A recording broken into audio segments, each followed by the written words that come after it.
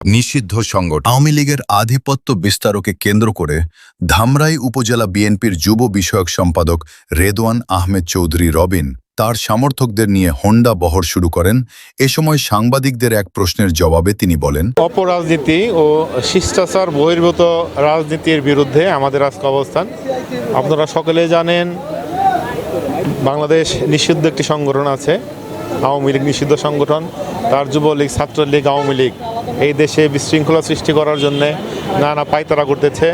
তো আমরা তারই ধারাবাহিকতায় আমরা আলহাজ তমিজউদ্দিনের দিক নির্দেশনায় ধামরা থানা যুবদল গতকালকেও সারাদিন মাঠে ছিলাম, আজকেও সারাদিন মাঠে আছি।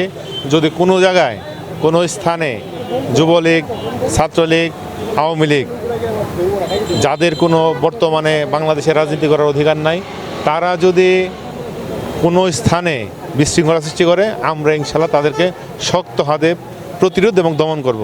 এই উদ্দেশ্য নিয়েই আজকে আমরা সারাদিন ধামরাইয়ের বিভিন্ন স্থানে আছি। আর আমাদের মূল উদ্দেশ্য হচ্ছে, আমাদের কেন্দ্রীয় যুবদল 7 দিনের একটি কর্মসূচি ঘোষণা করেছে, তারই ধারাবাহিকতায় সেই কর্মসূচির অংশগ্রহণ হিসাবেই আমরা রাজপথে আছি এবং রাজপথে থাকব।